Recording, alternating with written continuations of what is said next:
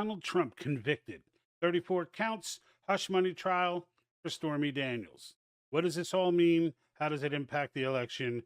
How does it impact you? Let's get into it.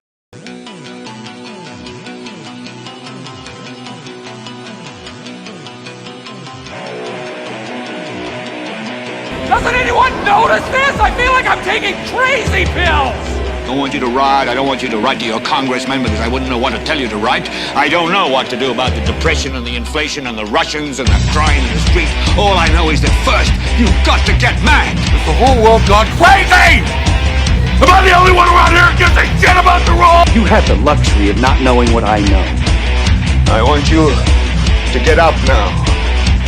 I want all of you to get up out of your chairs. I want you to get up right now and go to the window, open it, and stick your head out and yell, I'm as mad as hell, and I'm not going to take this anymore! All right, folks, welcome back. Another Thursday night. I missed last week. My apologies. Life's been getting a little bit crazy on me these days. But I did time out the jury verdict to match the night that I'm on. But as you may know by now, if you do not, Trump has been convicted of the 34 bogus counts that were laid upon him by a New York jury. I don't know that anybody is shocked about this. I have a take on it, though, that I want to share with you. I did have a conversation regarding the fiscal State of the Union plan for this evening, which I will get into at the second half. But right now, we're going to get into this Trump piece. So before I do, please make sure you smash the like, follow, and comment button. Let me know where you're from. Not that it's a comment button, but leave a comment. Let me know where you're watching from. I always love to see that. Feel free to engage. I will post all comments up to the screen for all to see.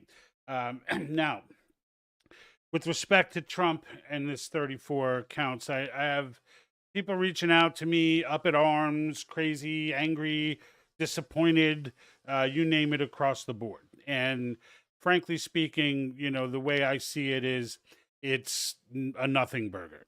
And you may say, well, George, this is not a nothing burger. The United States government has been weaponized. Well, it's been weaponized. It's been weaponized against all sorts of people, Trump being obviously the most blatant and egregious. But it's a part of the bigger problem, right? Now, as far as Trump himself, he'll be fine. He's going to run. He's not going to be imprisoned. And we'll have to get through this thing. I mean, he's not going to lose votes over this. I was watching Glenn Beck and and I subscribe to Blaze. I think everyone should. It's a phenomenal source of next coming information. But I'm watching it and they're giving this commentary on it and suggesting that there is some portion of the population that will switch by saying, I just can't vote for a convicted felon. And I wholeheartedly, and I guess there are other people, I was reading in the comments as they were making those statements, and there are some people who believe that. And I suppose there's always one, right? So, but in the end, the way I see it is, if you were voting for Trump before all these shenanigans started, right? Because these shenanigans just catapulted Trump. He was already going to lead everyone. There's no doubt about that. But once these things started, the dude it became clear where the voting public was. Because if the voting public were concerned about this and didn't see it for what it is, which is a blatant weaponization of government by a political candidate against his opponent, if they didn't see it for what it was, they did then. And so once this started happening, his polls going up mean not only did people see this for what it was, but when the polls are going up, it means those very same people that Stu and Glenn were talking about, and it was Stu who made this comment, the very same people apparently switch sides or move their allegiance over to Trump, not away from him. So it's crazy for me to think that, right now, the more that they attack this man, the more it helps him. So I look at this as a great campaign move. Those who are celebrating this were already in the tank, and you didn't lose anybody there. These were all people who are, they're down with the climate religion. They're down with, with all of this stuff, free Palestine and whatever they're told to say, they say. And so they're in the mass formation. You're not changing their minds. But everybody else, like it, I see this the other way. So they see this as some people will say that they can't vote for a convicted felon, and I see this as people looking at this going, I can't believe what is happening with our federal government, and it's going to be that piece that pushes even more over. We'll see. We'll see who's right and who's wrong when the polls come out. Of course, this is all going to get appealed, and no scene court, but of course, if they can get it appealed, it'll get appealed in New York originally. So if it gets appealed in New York, yeah, I guess there is a chance you get another kangaroo situation like we had. I mean, New York has clearly shown itself to be inept, so we knew that already. But I mean, they just felt the need to go out and demonstrate it. What was Abe Lincoln's quote? Right, best. Sometimes it's best to sit back and be presumed the fool than to speak up and remove all doubt, right? But they felt the need to speak up, and they did. We all get the message clear. And so now, we've got to continue this circus. But this entire thing, this entire trial was put together for the narrative, all right? Because he'll get elected in prison. Like, even if they want to put him in prison, he'll get elected in prison. And for those who are squabbling back and forth about whether or not he himself gets to vote, in almost all likelihood, he will still retain his right to vote because his residency is in Florida. And in Florida, they follow the rules of the state you're convicted in. And in New York, as long as he doesn't go to prison, he keeps his vote. And I don't see him going to prison. This is not even going to come out of appeal. And like this is way past the election that this all comes out of appeal, which is all by design, right? All by design. And just to go back on the comments, they're not shocked coming from Rumble. They're going to go after anyone who stands in their way. Yeah, they will. I mean, it's apparent, right? Nobody liked Trump, but you're right. They're going to go after.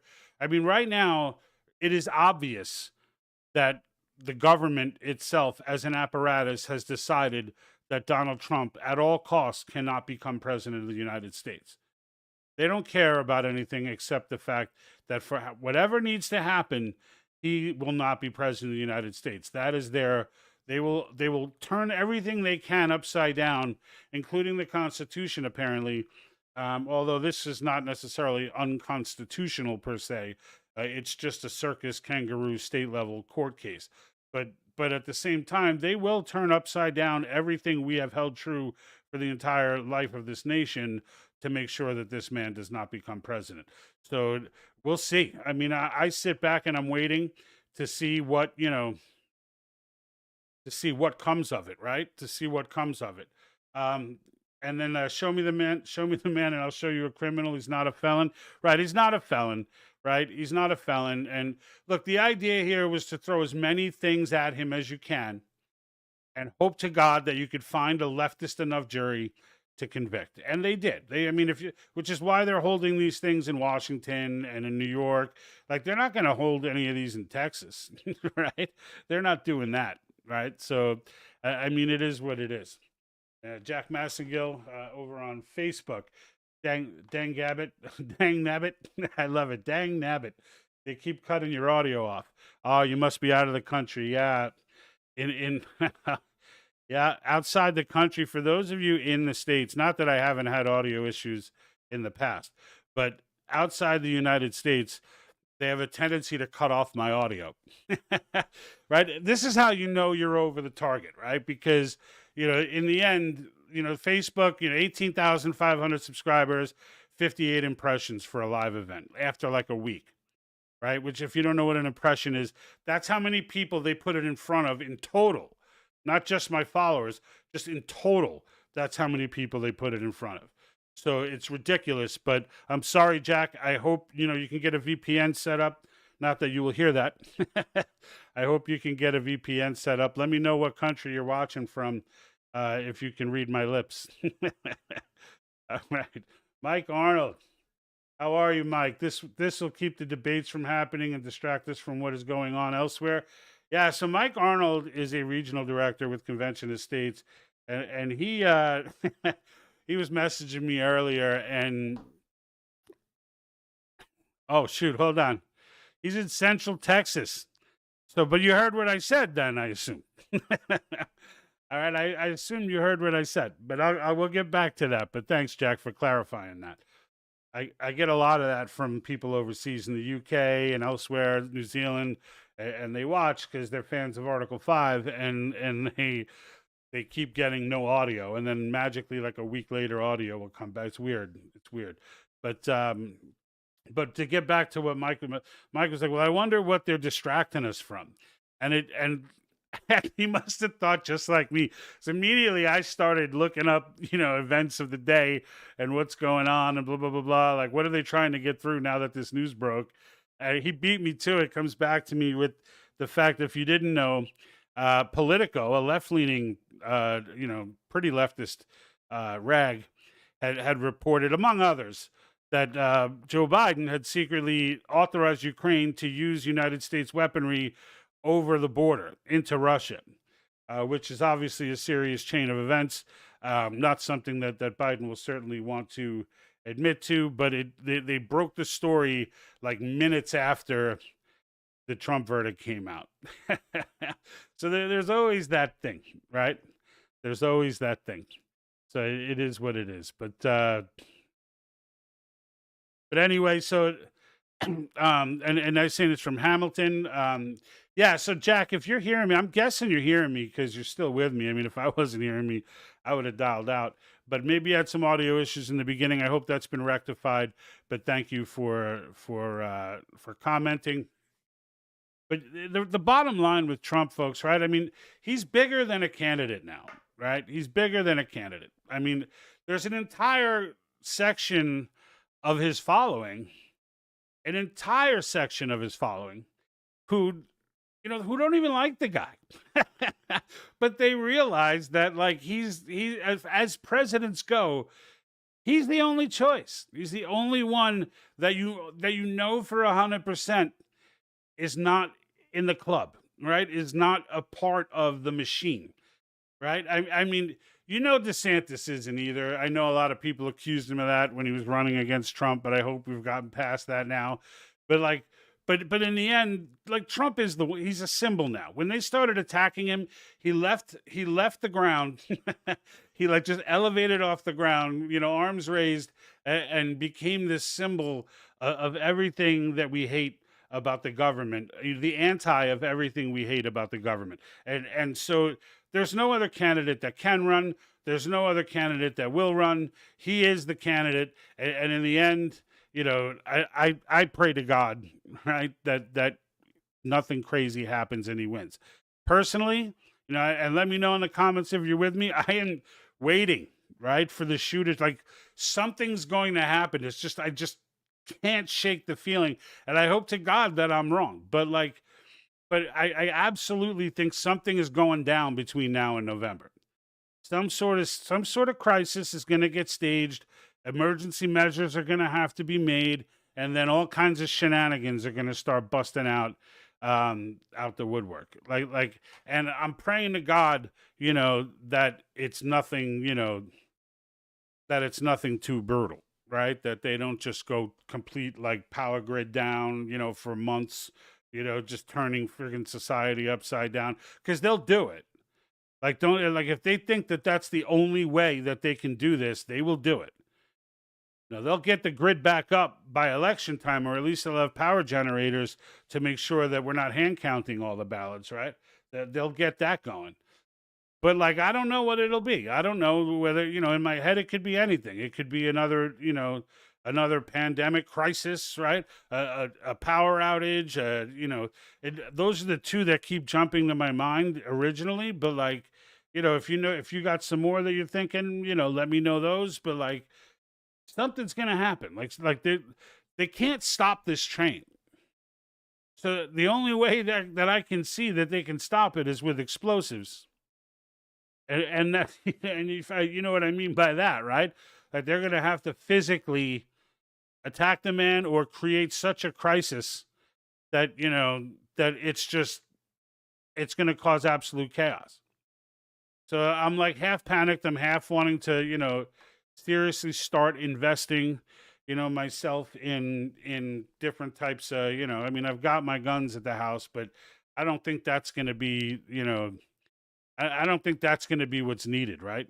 Like gold is not going to be what's needed, right? It's going to be food. It's going to be, bottled water. It's going to like that sort of stuff to help manage whatever crisis, will come if one comes, right? But like, I just see it, when Tucker made the statement on one of his broadcasts, that killing Trump is the only alternative. Like, it's the only thing left, is what he was saying.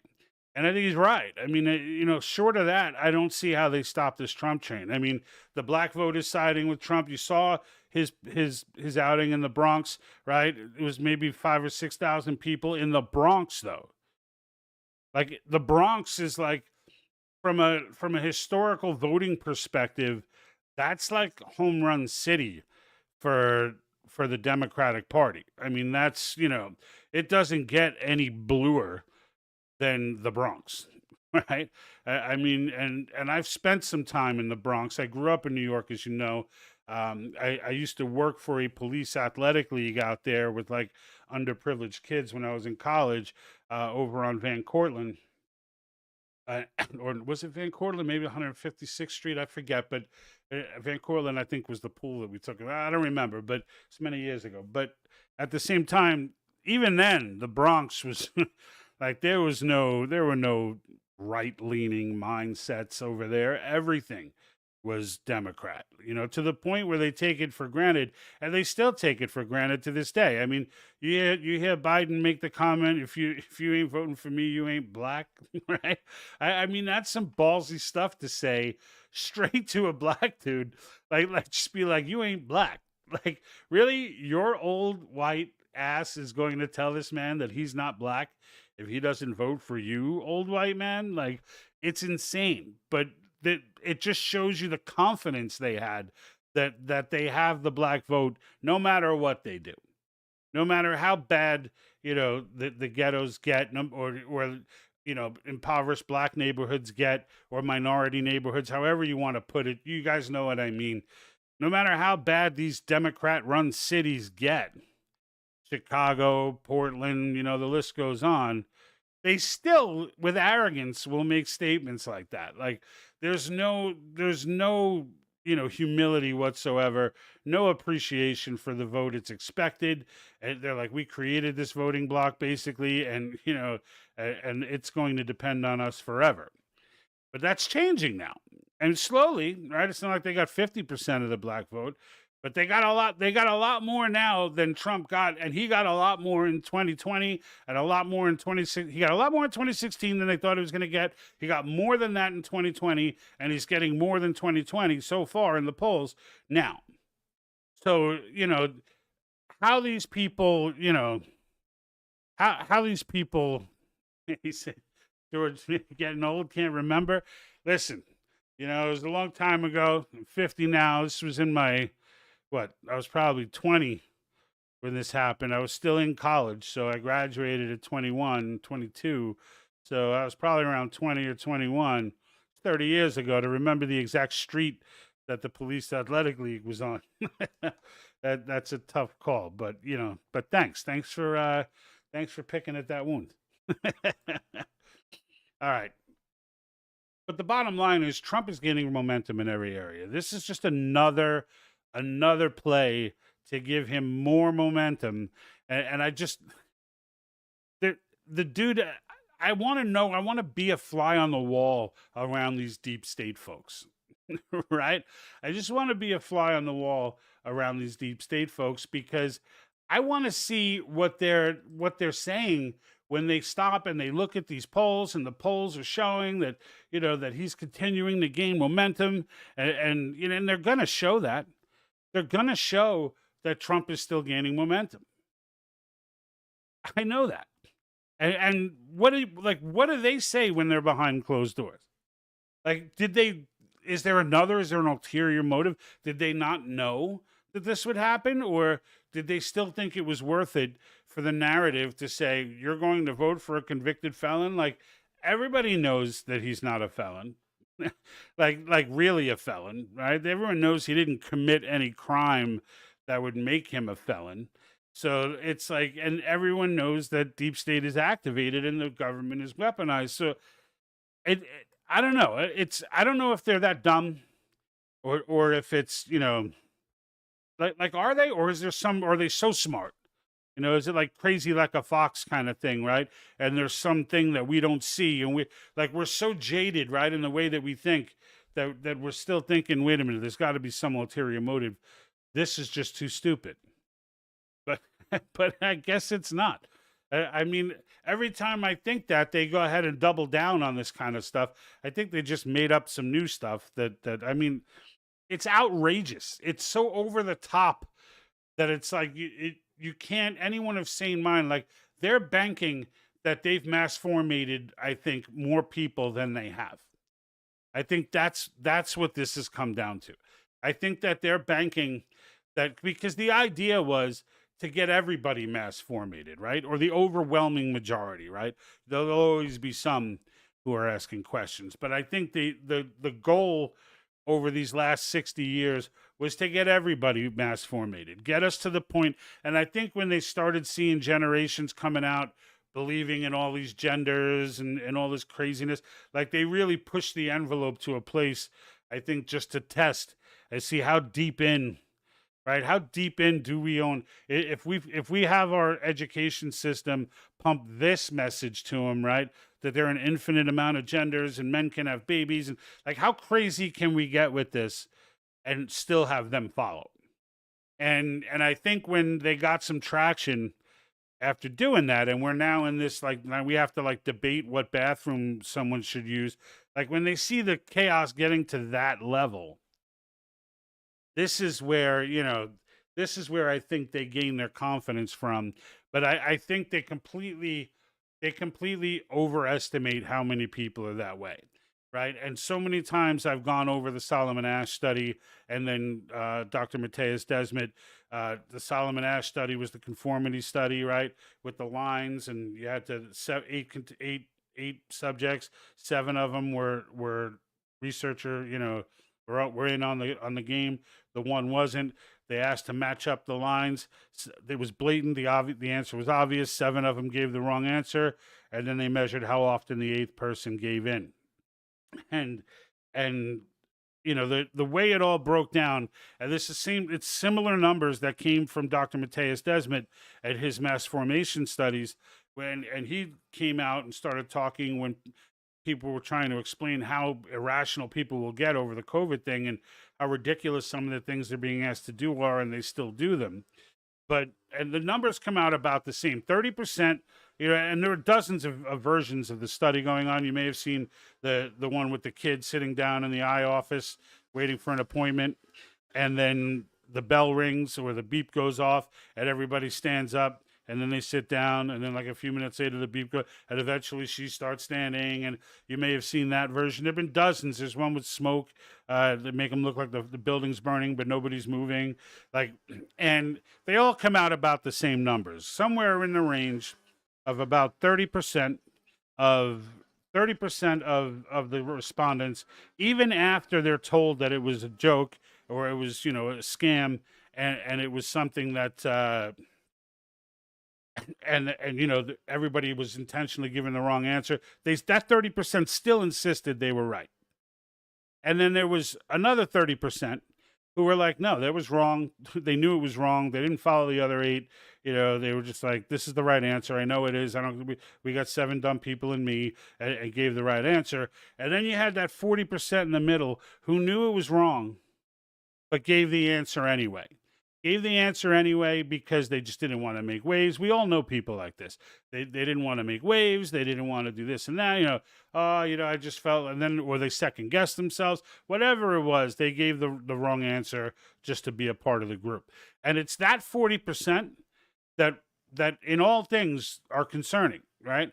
And I think that 40%'s complacency in this situation, because that 40% makes the crazy 30% think that there's 70% on their side, and that the other 30% is crazy, right? So it's important to speak up. But in the end, that 40% is the root of all problems. And I think the government or the globalists, CCP, those that have been running this operation for so long, and the Soviets were a part of this, so I'm sure Soviets started this actually, so I'm sure Putin and company are involved in some way to throw in their 2 cents. But I think they looked at that 40% complacency and took it as they're in and thought that they had 70% on board, and they don't. And Jack says, why aren't the U.S. Marshals arresting the Judge Bragg and his team for treason? Because they're all in it, dude. They're all like, this is so deep this is why I advocate the Convention of States sooner than later, because the federal government's gone. It's gone. We cannot elect our way out of tyranny. We can't. Like when we're waiting for a judge to do something or the FBI or someone to arrest, they're not going to. How many people do they have to not arrest before we realize that ain't going to happen, right? That before we realize it's just no way that the federal government's we lost that battle. There's no amount of elections that are going to happen that are going to fix the structural damage of the federal government. None. They're all in there for one reason, and it's to make money. And you sprinkle in a few honest people, they don't make a difference.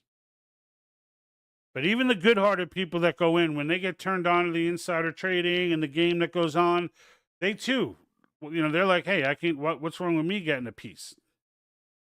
I mean, Marjorie Taylor Greene is doing it. Did you think she was like this saint? This warrior for freedom? No. She's a warrior for her stock options.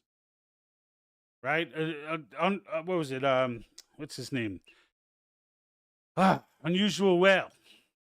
Unusual Whales he usually picks on the likes of Pelosi because she's like the goat of insider trading. But he went and pointed out in this Blaze documentary, they sat down with him to be like, what exactly have you found? And they sat down. Matt Gaetz didn't mention her, though. Matt Gaetz didn't mention her, but Unusual Whales did. He was like, dude, she dropped in a ton of money on Lockheed Martin and other defense companies days before the Ukraine war lit up. Because they knew it was about to light up, and the nation didn't. Well, I did. But I mean, some of us did, right? Some of us kind of saw that coming. But in the end, the market didn't know exactly when it was going to happen, if it was going to happen, if they were going to de-escalate it. But they knew. Marjorie Taylor Greene knew that she made a fortune off that. These people, none of them are good. The federal government is structurally destroyed. We have to move on. Warren, how are you, sir? Long time no see. Over at Facebook today. And Warren hits me up from all the different platforms. You could, just so you know, Warren, the X platform, you can comment from there, and I can still see it now. I figured that I've unlocked that, and I can post them. But so what's happening with Trump is ridiculous. I feel it's a distraction from everything else. Collapsing dollar, World War III, second so-called pandemic in 4 years with bird flu disease, X, whatever you call it. Yeah, It's not I get the distraction piece because I'm on board with that 100%. That there's almost all of these ridiculous stories that go out, the big ones that they know are going to make headway. You always see other articles get slipped in at the same time. And like my man Mike pointed out, Biden went ahead and released the or Politico and others released the story that Biden secretly allowed or gave the go ahead for Savitsky to go ahead and use our weaponry to gain in operations across the border into Russia, which is a big deal, right? But they wait for this jury decision to drop, and then they just drop these articles. It's not like they just found out today. But you're right. I agree. I agree with that. And folks, by the way, I don't know what platform I see, comments coming in from Rumble and X, but I mean from Rumble and Facebook. I'm on YouTube and X as well. I don't really care about YouTube so much, but for X, I am at I'm trying to grow that following there, and it's slow going, but it's moving. And I am right near 200. I'm 7 followers away from 200, which is my second goal. We had the first goal of 100. Now it's 200. Then it'll be 300, and then after 300, I'll probably set it at 500. And that's kind of how we did it years ago with YouTube when we first started it, while I still cared about it. And the same thing with Facebook. Facebook, obviously, I continued on with until as long as I could fly under their radar. We got that up to 18,000, but then, then we got on their radar. So it is what it is. But please do me the favor, if you have a second, just follow me on X. It's do I have a put on the screen here? I have some. Yep, I do. So it's at, yeah, there it goes. So it's at Patriot Think Tank. Notice that the T in the middle is one T for the end of Patriot and the beginning of Think Tank. Twitter made me do that years ago when I first started the account. I never really used it, but I didn't want to start a new one, so there it is. But you'll see my pretty mug on it. Check mark is there. But if you could go ahead and give me a follow there, I would appreciate it. Certainly will follow you back. I like to have my followers, I like to follow my followers, if you will. So that's kind of cool. But yeah, give me some help there, and I would appreciate it. Also, I always forget to mention the t-shirts that I wear on the broadcast are all available on the website, www.thepatriotthinktank.com. There's a link there to my Etsy store where you can get these different shirts. That one right there was my favorite. Make civics great again. And I also like the founders had my 6 by giving me Article 5. But don't forget to pick up a cool shirt. All right. I want to, and I'll be more than happy if you folks have comments still about the Trump thing. I'll be more than happy to address them as they come in. I did want to discuss what I originally intended to discuss before the Trump show interjected into my broadcast. And that was the fiscal state of the union, which I think can look, there were some fun facts that I pulled up regarding this, and I want to try and find them now because they're not as found. They were right from the Treasury, and I think I got them. Here it is. All right.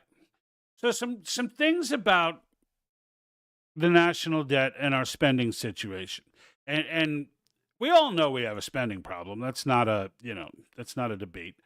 We're at 34 trillion. They've authorized up to 36 trillion, and there's no end in sight. We spend more than 25% of what we take in every year. Some years it's 30 or 40%. Insane numbers. You know the inflation. You know what eggs cost. You know that that's a tax, right? I hope you know that that's a tax. Inflation is a tax, right? And on that note, like the one I wanted to talk a little bit about modern monetary theory, and then explain to you what it is, why we do the things we do, because when I did that video where I said, I'm done, it's all just noise. When they talk about spending and stuff like that, it becomes noise to me because there's a solution. Article 5, they won't use it. Or they will eventually, but half of our state legislators don't even know what it is, which at this phase of the game is a shame because they've all been told. Like Convention of States Action has been everywhere and has told all these people. So the idea that they still don't know what a Convention of States is, how it works, how the federal government's not involved, and that it's their duty to do it, they're still slow going. We're still in the education process. We still have to, get them to actually do the reading, etc. Right? But with modern monetary theory, what it is, and we've been doing this, by the way. It's not new. It's ever since we got off the gold standard. And it's the idea that if you have a fiat currency, right, meaning you have a major currency in the world, that you really can just print whatever you need. And as long as you don't print too much, right? So what happens if you print too much, which is what we do. And of course, when we say print, they're not physically printing. They're digitally basically pumping money into banks. So you may say to yourself, well, if we can print all the money that we want, why do I get taxed?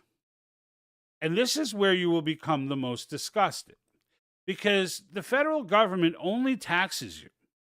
There's only one reason, and it's to control inflation.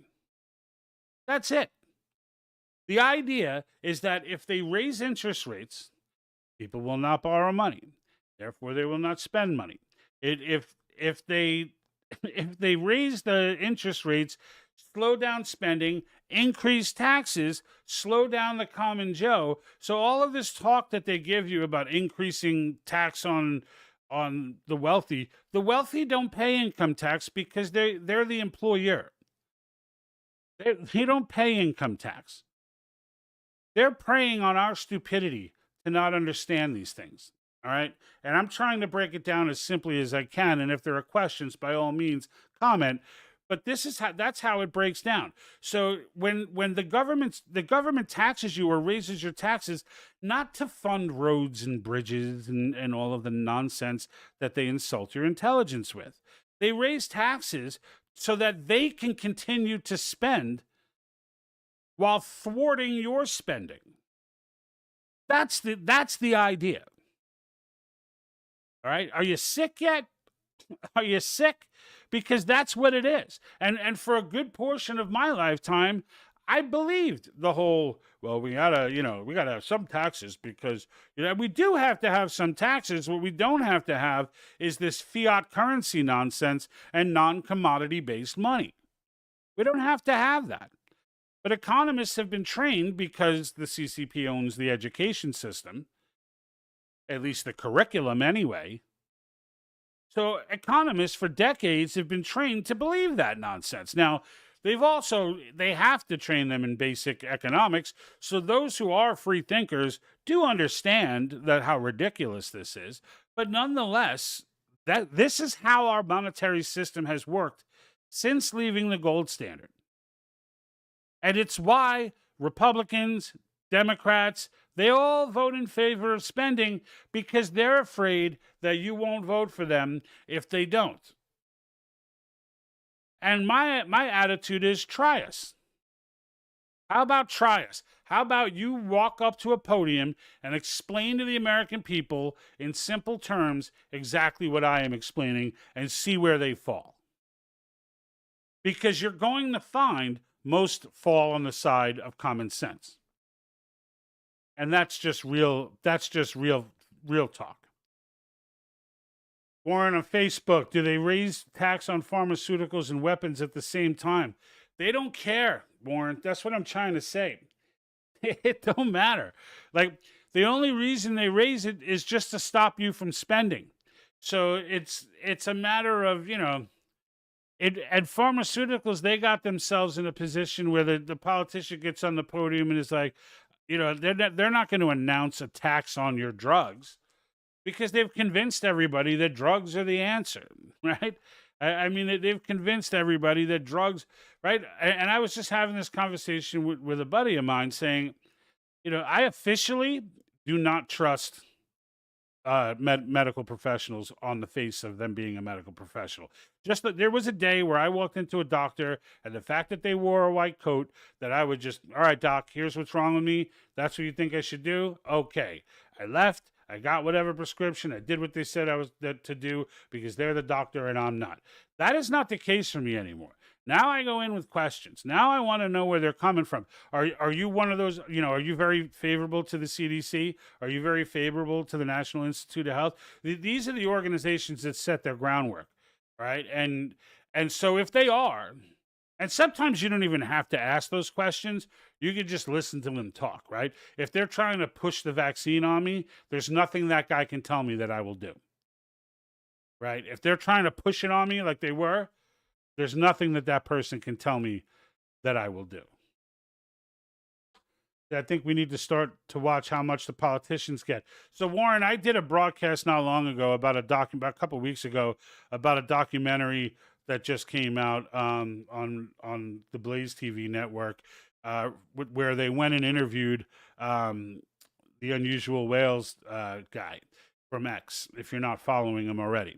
And this is a guy who basically breaks down and tweets the different positions that different politicians are making in the stock market, and how much, and tracking it, right? Because now they have to disclose it, which they've been doing, and they just don't care because they don't think anyone's watching. Well, he started watching and started posting and showing, like Nancy Pelosi, they call her the goat of it, but there's Republicans all over the place too, people in the ethics committees everywhere. They're all inside trading, all of them. That's the answer. It's not donations to campaigns and things like that. It's insider trading. This is how politicians go into office with maybe $100,000 in savings, and or even $50,000 in savings, take on a job that pays $100,000 a year, and somehow magically become a multimillionaire before their term is over. And this is how they make money. The taxes, like I said, the taxes, just like most of what we deal with today, are an illusion. They're an illusion. They're just there to allow the government to try to continue to spend despite. And what's sick is that they're still spending now. Even with the inflation where it is, Republicans and Democrats have all joined together, and they've all reached compromise to blow another like $1.7 trillion on the last bill. Here are some facts about the U.S. economy. As of May, wait, where is this? Yeah, the annualized cost of servicing the debt in July 2023, just July, okay, just July, is $726 billion with a B dollars. And that's not how much spending we had. That's the cost of servicing the debt. That's the interest. In a month. Now, when you combine the wealth of all of America's billionaires, it comes to like $800+ billion. So even if you shut down all their companies, took all their stock options, cashed it, whatever, and tried to monetize it and give it to the federal government, it literally wouldn't fund the government but for a month. All the billionaires. And they think somehow, and to take it back to my other point, taxing the rich, they don't pay income tax. Even if they did pay income tax, it doesn't matter because taxes don't matter. Like, those guys are going to spend when they want to spend, no matter how you tax them. So if they start dumping money and spending in the economy, it just keeps the freaking pie going. The whole thing is a ruse. And the point that I'm trying to make with it all is that the federal government, is fundamentally broken. Structurally broken. And the people that need to repair it are us. Now, we're not going, yes, we need to elect Trump to handle whatever he could. But he can't get it. He's going to have no impact on the debt. In fact, Trump's a big government guy. Yeah, he doesn't like regulations, but he likes big government. He just thinks the wrong people are in charge. If he's in charge, he thinks it'll be awesome. Right?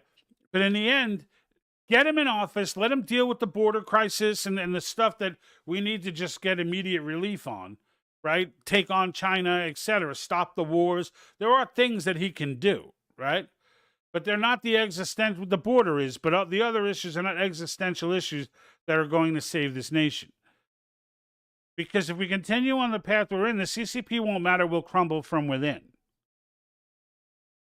And so having another president come in and the same old goes on with the Congress and spending doesn't do us any good.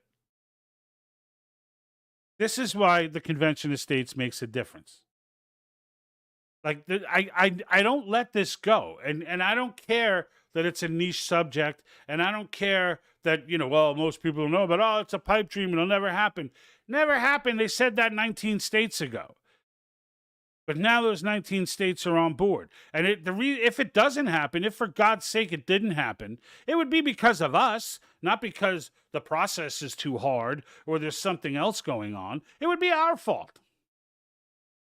And it's literally the last constitutional bullet that we have in the gun, and we refuse to pull the trigger. We refuse. We're just going to let all of this chaos continue. And if Trump gets in, the chaos still continues, folks. The chaos that I'm talking about still continues. right? There are three pieces to this, all right? Term limits, fiscal restraints, government overreach. That's the convention calling that we have going on right now. All right? So that's the topics that can be discussed. Now, it doesn't technically cover the border, but there are things in it that we can address with the border, like clarifying that the government has no authority to stop a state from protecting its own border.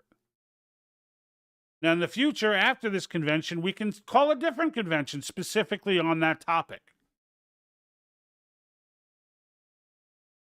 But that's the point is we can do that. So Warren saying same in Canada. Trudeau went up over $100 million during the pandemic. Yeah. Doug Ford went from 2 million over 50 during the first couple of years of the pandemic. Who would spend millions to get elected for a job? It pays a couple of $100,000. Yeah, I'll tell you who. People that can insider trade. Like the money that the corporations donate to them is to get them elected. Right? But the corporations, like everyone acts like the corporations are these like, heavy infiltrators. In some cases they may be, but in the majority of it, if you haven't figured out that the globalists are running or own the corporations, if you haven't figured that out by now, then I, if you don't know what ESG is, like there are ESG people on every board of directors of every major company in this nation. And the CEOs are not meaningful. The CEOs are employees. If the CEO decides, you know what, I'm going to go ahead and give our employees a raise or do this, or I'm going to go ahead and, not follow the environmental, social governance standards. I'm just going to run this company to make money for my shareholders, not stakeholders. If a CEO decides that, he'll be fired. Because he's not running the company. It's the board who's running the company. And the board is run by the globalists. That's how this works. These companies, it's one big organism, okay? And the federal government, with all of its structural damage, cannot withstand that organism. It gets consumed by it. This is where we're at. And this is what Convention of States fixes, because the federal government doesn't get a say. Now, if you don't know exactly what the process is, here's how it works. The states, just like Congress, there's two ways in Article 5 that the Constitution can be amended. One is the way it's been done the first 27 times, is the two houses of Congress, 2/3 each, vote on language, propose it to the states, 3/4 of the states have to ratify it. In this case, it's 38 states. The other way is that 2/3 of the states come together, agree on topics, and demand a convention. And when they do, that's it. Congress, the federal Congress, Supreme Court, presidency, they're all out of the picture. The only thing Congress gets to do is literally take on the formal task of calling it once the 2/3 of the states have petitioned for it. Again, on the same topics. Once that happens, the states will all select delegates or commissioners.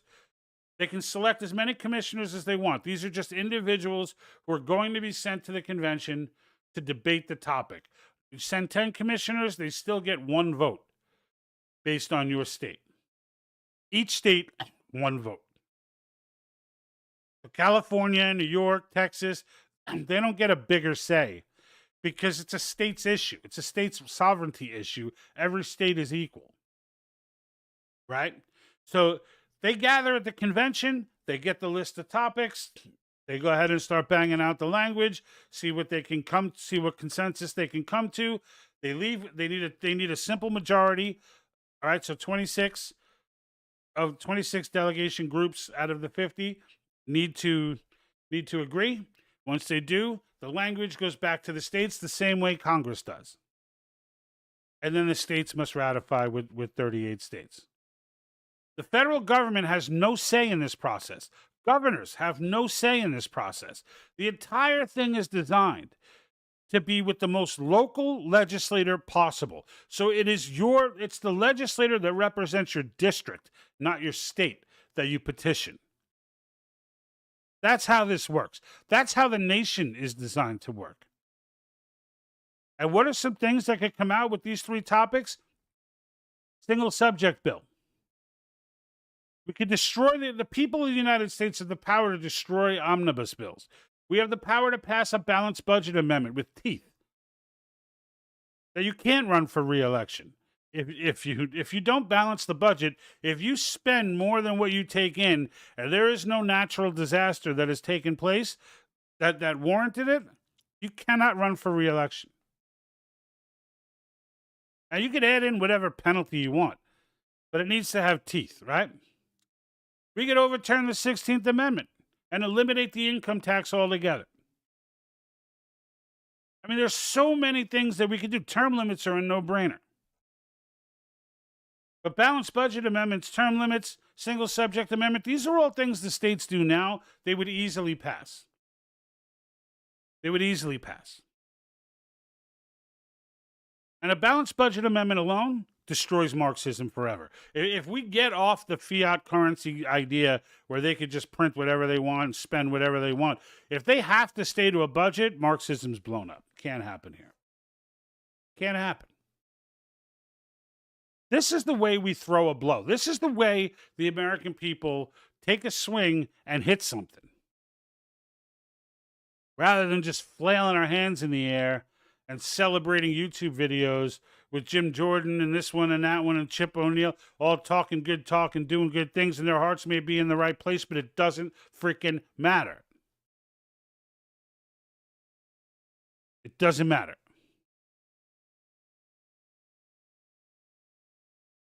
CEOs quitting everywhere like they know something. At least we can say goodbye to Klaus. Yeah, look, it don't matter, Klaus, right? Because Klaus was never the leader of anything anyway. He was the face of it.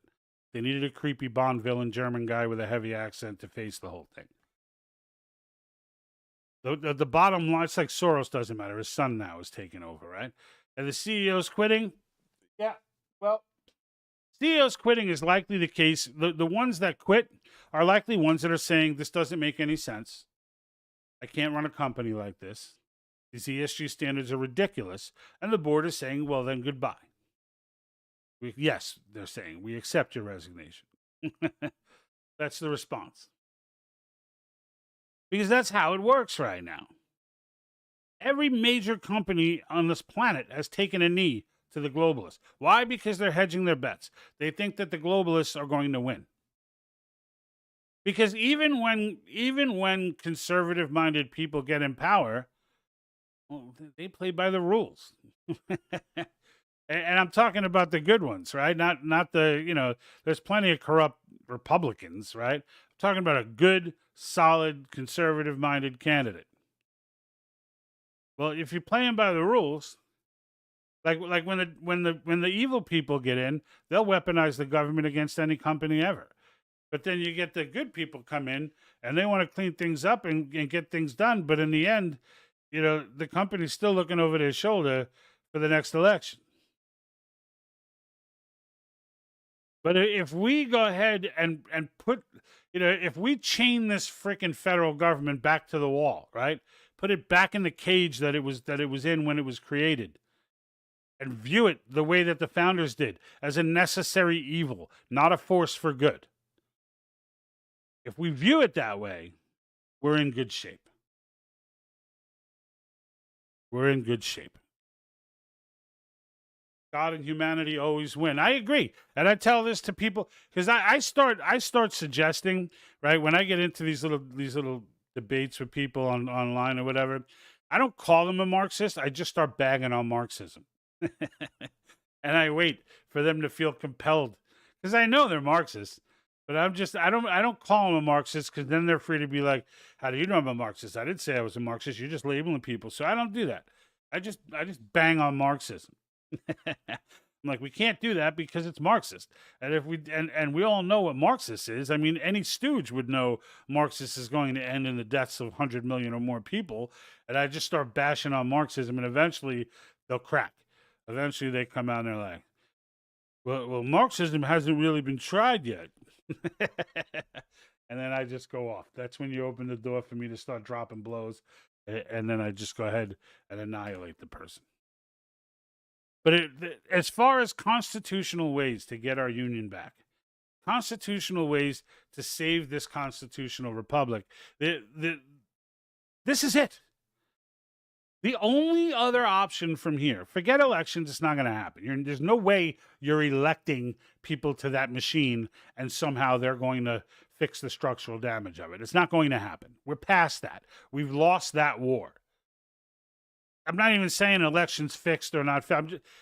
Elections totally legitimate. We get everybody we want in there. And in the end, the machine is the machine. They will all get converted. The overwhelming majority will get converted into bad people and will start insider trading and getting their riches while still making their YouTube videos and still trying to make everybody feel great. They're two wings of the same bird. The only solution here, get back to our roots, get back to the state level politics. And that means you need to learn who your representative is in your area. Excuse me. Sign the Convention of States petition. Okay. So that's another one. Do I have just go to conventionofstates.com. You can find a link on the patriotthinktank.com, or you can go straight to www. How many W's is that? A lot of W's. The conventionofstates.com, not the conventionofstates.com. And it'll take you right to the sign-in page. And you can go ahead. They'll send a letter to your representative. Tell them you'll volunteer. Figure out what you can do. If you find out you can't do anything from a volunteer perspective, it is what it is. But at least sign the petition. And at least click the volunteer button and find out. Let the person local to you, because there's districts. Every district has a captain. All right? So there's people in your town that are in on this. The grassroots are fire, man. You should watch them show up at these state legislatures and start dropping the knowledge. They're good, and they're taught and trained to be that way on how to behave. Right? They're not disrespectful. They don't go in screaming and yelling. Oh, yeah, you Marxist, this and that. No, they go in there and they state their case and they make a good case. And they prepare to educate their legislatures as they can. Get with like-minded people, folks. And it's not Republican, Democrat. The Democrats, there was 74% were not opposed to those topics. 74% were on board with term limits. These are Democrat. Well, no, that's not true. 52% were on board. 74% did not oppose. So there was another 24% who just didn't know. Well, help educate those people. Because these are like the Bill Maher Democrats, right? Who you wouldn't vote for, but they have the basic common sense, right? They're not going for all the dumb stuff. They understand the left went off the rails. They understand.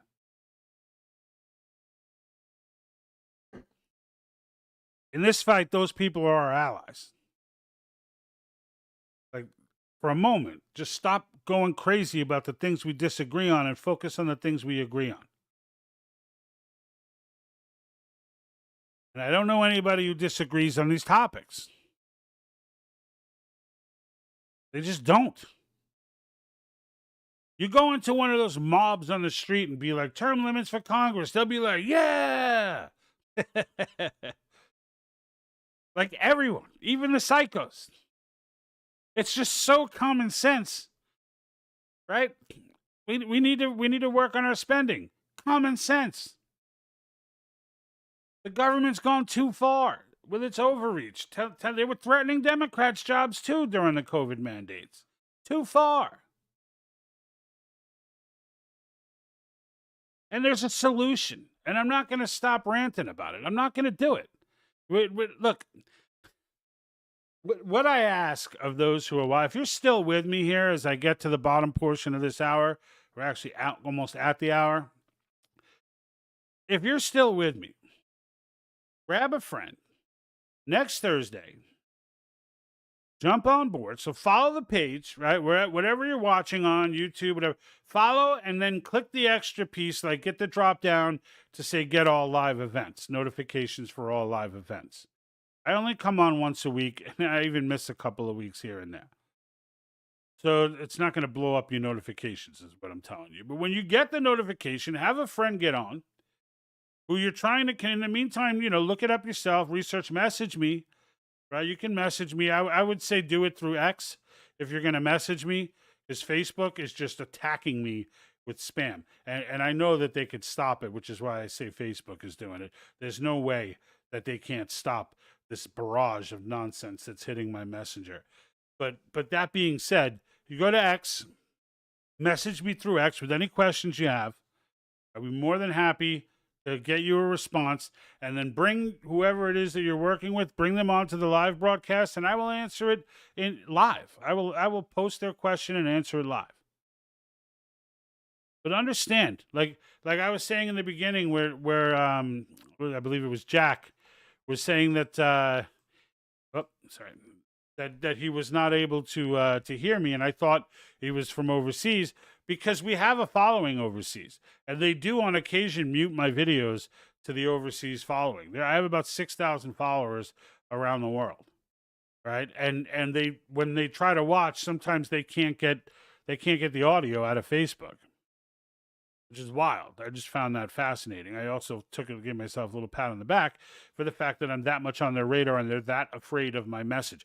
Understand, this message is scarier to them than, they won't talk about it. You won't hear much about it. When we get to 25 states from 19, maybe 28 states, maybe somewhere in that range, you're going to start, they'll talk about it. They're going to be all freaking over it.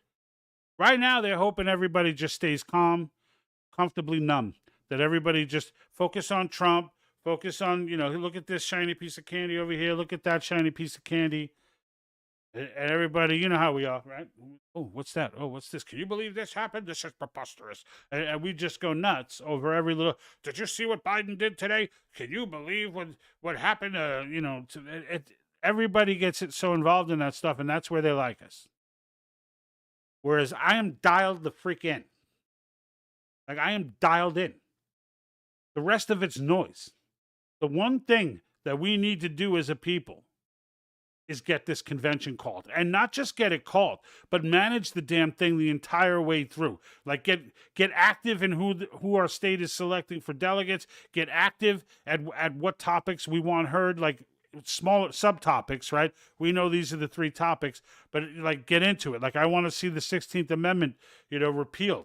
Show that there's strong support for that. Let these state legislators go in knowing that there is strong support for this in their state. This is what we need to do. All of our energy, not some of it, all of it. You don't need to read one more Trump article till November. Just show up and flip the damn switch. Or if you want to volunteer to try and secure polls and things like that, okay, great. But we can chew gum and walk. This is what's going to save us. And it's not just saving us, it's saving everyone. And my friend Warren here, is from Canada. I guarantee you he'll agree, as will almost all of the following that I have from overseas. The reason they follow is because they realize, whether they love or hate America, they realize that if we fall, they're all done. If we fall, 15-minute cities just start getting implemented all over the world. It's that clear and simple. We are the last hope left. We right now, whether you like it or not, we're the rock. And they've taken some chips out of this rock, let's just be honest. But the rock is still there, and that rock is the Constitution. If we were a democracy, it'd be over right now. It'd be over. Our elected officials will go in and tell us one thing, go and do something else. Imagine there'd be hate speech laws.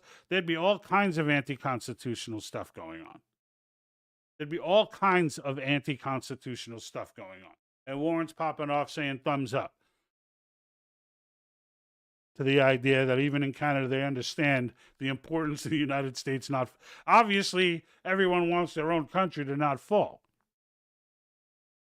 Right? So Canada, I'm sure, is the first priority for him. But he also understands that if we fall, we're done. It's over. The globalists win. We hear the mountain that they're trying to climb. And if they get to the top and there's no one there to throw them off, It's over. So get to the conventionestates.com, sign the petition, get yourself involved. Get yourself involved. If you've heard what I've just said, you now know. So if it falls, and it falls because we didn't call this convention, which is the only reason it will fall. If the Republic is lost, there is no turning around and saying, well, I didn't know about, what is this convention? Like, stop it. You will know in your soul, God will know that you knew. We have a path. It's a perfectly legal and constitutional and peaceful path to reassert our power.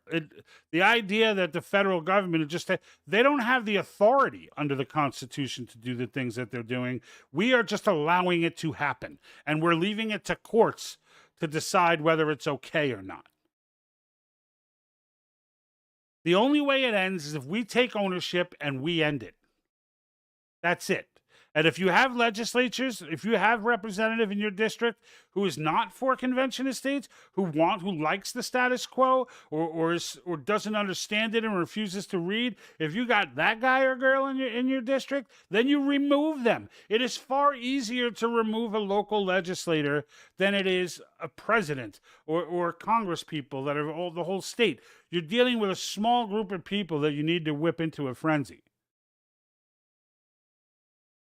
1,000 people can have that person thrown out. Hundreds of people could have that person thrown out of office. Engage locally.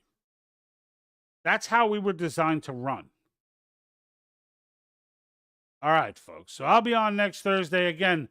After next Thursday, I am going on vacation, so I will be in Mexico for a week. So I will miss that next week, but I'll come on right after that. In the meantime, leave me your comments. Thank you for those who did comment. I appreciate the engagement. It always makes it a better broadcast. I know we're hit and miss sometimes with the comments, but I always appreciate you guys and your comments. All right. So until next time, folks, I'm out.